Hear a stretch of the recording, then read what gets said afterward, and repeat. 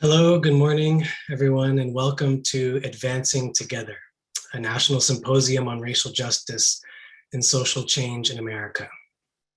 My name is PJ Andrews, and I'm joined by my colleague, May Lample, and on behalf of the Baha'is of the United States, we offer you our warmest welcome. This symposium is inspired by one held 100 years ago in Washington, D.C. In 1921, Abdu'l-Baha, the head of the Baha'i faith at the time, called on the American Baha'i community to hold a national conference that would bring together various races in the United States for the purpose of race amity. This conference was encouraged as a result of his visit to the United States 9 years earlier, during which he cautioned against the dangers of the continued racism that afflicted the country. He emphasized the importance of race unity and called on the small American Baha'i community at the time to establish integrated communities dedicated to working towards the well-being of all people, with race unity and justice at its center. He intended the conference to serve as a consistent space in which people of all backgrounds could come together in a society where such behavior was either out of the ordinary or against the law. Since its inception, the American Baha'i community has striven in word and deed at the individual and community and institutional level to actively contribute to the elimination of racial prejudice, a goal that has its roots in the sacred writings on which the teachings of the Baha'i faith rest, which elevate the principle of the oneness of humanity to the level of spiritual law.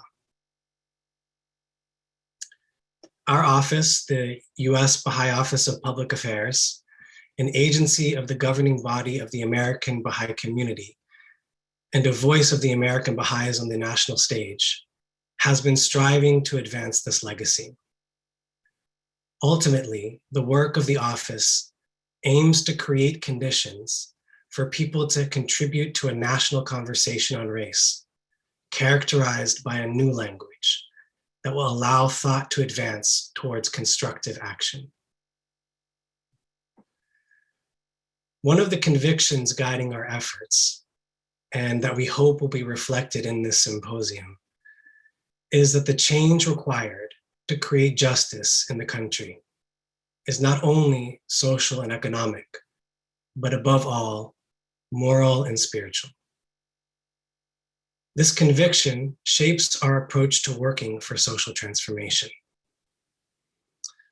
Thus, the conversation unfolding during the symposium is aimed at bringing about meaningful and enduring change on both a social and individual level. Change that is guided by a shared understanding of the needs of this time in the United States and the means for addressing them. This symposium is a reflection of the many, many conversations that our office has had with diverse and thoughtful people from across the country, working in different fields and in different spheres of influence.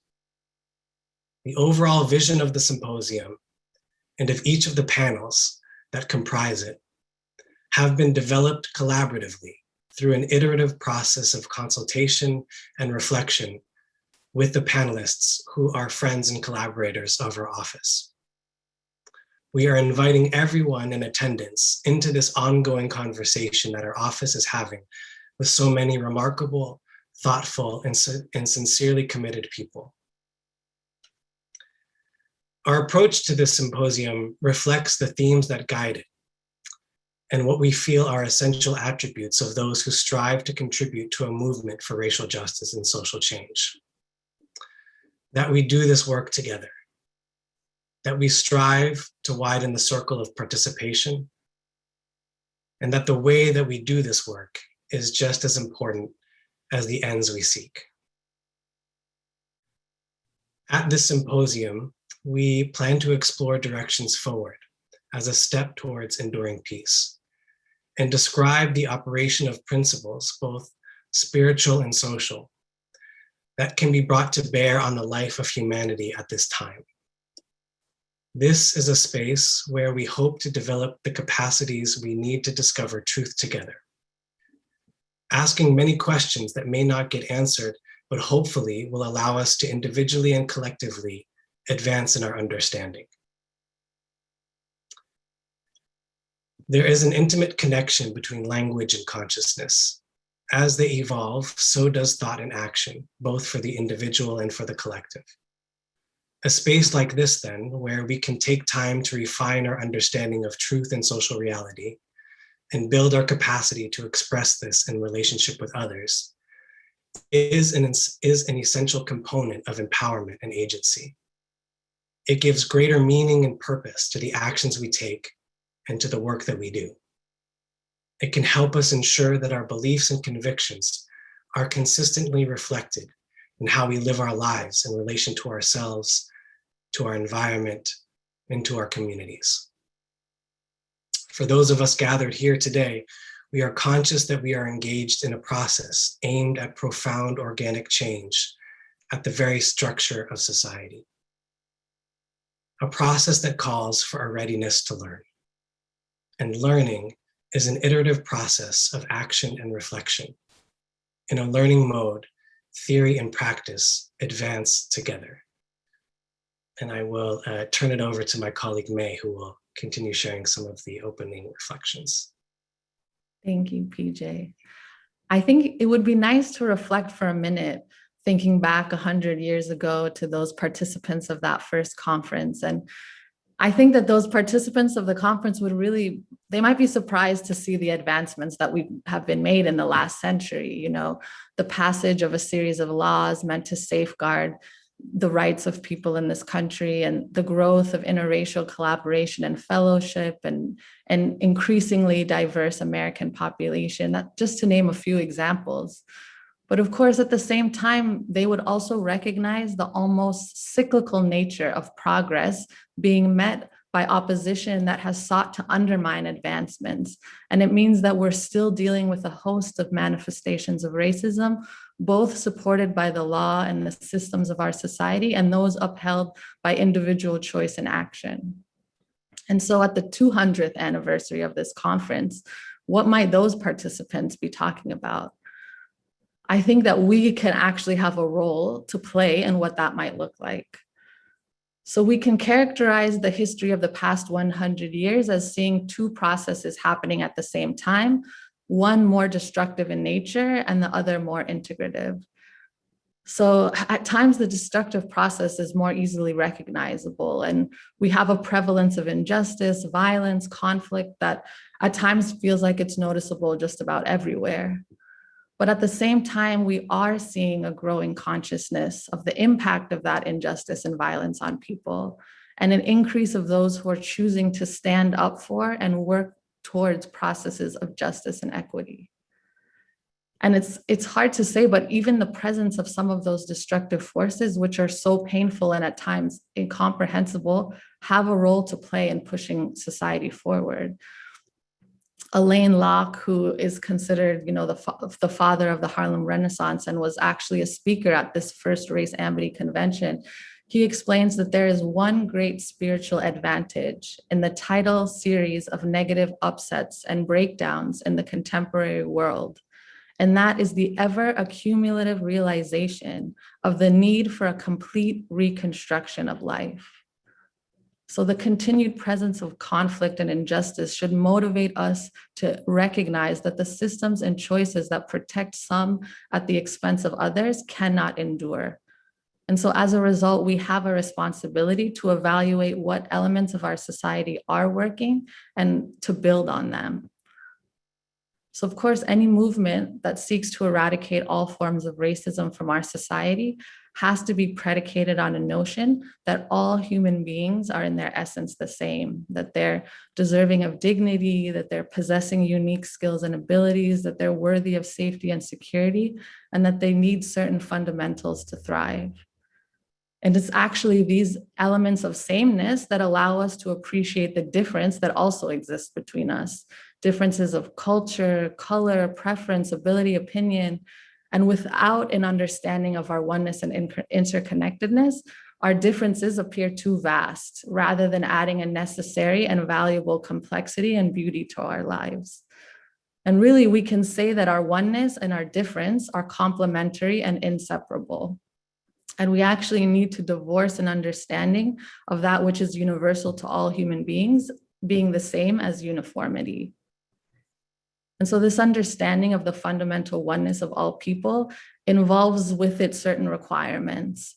And first and foremost, it's a complete reconceptualization of the relationships in society.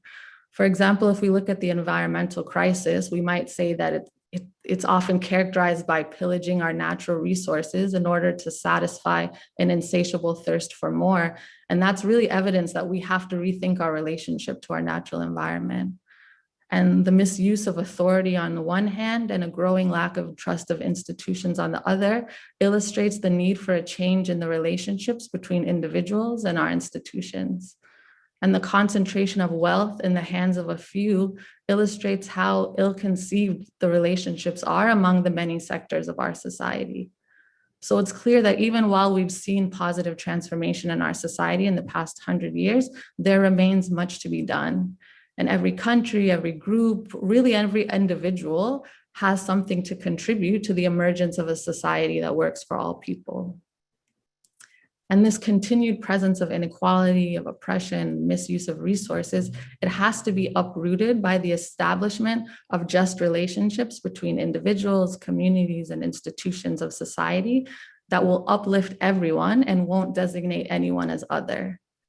And we know that the practice of cooperation is more than just a matter of law. It requires work on the part of the individual to uproot and destroy hidden jealousies, secret fears, suspicion, greed, and a sense of superiority. Because if these motives aren't addressed, they have a way of ignoring law and social compliance. But of course, our institutions have a role to play. Our institutions should be concerning themselves with encouraging and enabling the powers of the individual and appreciating the need for coordinated action, willingly giving advice and support. And communities should be organized in a way that allows for individual expression and action, but also safeguards the common weal. And the relationship between these three elements of society should be characterized by cooperation and collaboration and not competition and a hoarding of resources. And one of the most important elements in translating a belief in the oneness of humanity into action is justice. And at the individual level, we can think of justice as a faculty of every human soul that allows us to separate truth from falsehoods. It calls on us to be fair in our judgments and, of course, to treat others equitably. And at the group level, justice is indispensable for collective decision-making. In essence, justice is the practice of an expression of an awareness that in order to achieve progress, the interests of the individual and the interests of society are linked. And when justice becomes a guiding concern in our interactions, it protects sacrificing the interests of some for the interests of others, because when justice is carried out, we can actually be assured that every group within society is protected by the standards and benefits that are being applied to everyone. So in this way, justice is channeled through means that bring more and more people together. Finally, I would be remiss if I didn't talk about the power to create enduring relationships, ultimately being predicated on love, a love between members of a community, a love extended to every human being. And we can say love brings hope during hopeless times and allows us to see possibilities in people and situations. And in 1944, Elsie Austin, who was a Baha'i serving on the governing body of the American Baha'i community, said, "It is not that colored peoples need this or that white people need that.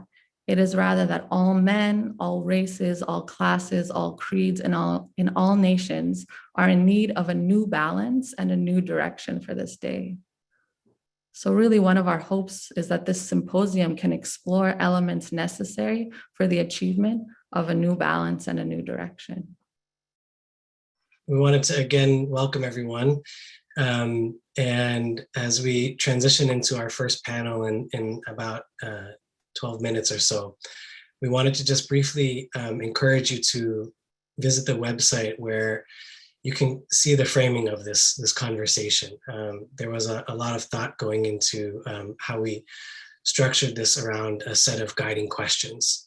And broadly, the symposium is exploring the question of how we can create conditions that encourage growing numbers of people to actively participate in efforts to eliminate all forms of racism from our society, and thereby enable all its citizens to realize their true potential. So we're looking broadly at the question of enabling more and more people to contribute actively to transformative change in the structures of society.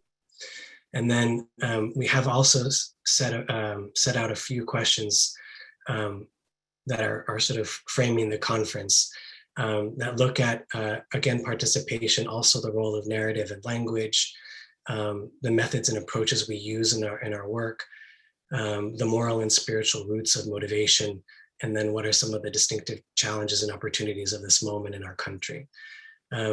And so those, I think, are worth keeping in mind and reflecting on throughout the whole process of the next few days. And each day is oriented around a particular theme. So the first day is exploring the relationship between truth and justice. That's today. Tomorrow, Wednesday, we'll be exploring the theme of participation and transformative social change. And the third and final day, which is Thursday, is going to be exploring the relationship between means and ends and expressions of constructive agency. So you can come and go as you please. I think when you register, you get a one link that will be your link for the whole symposium. But there is sort of an arc of a conversation here that we hope you can join us for throughout.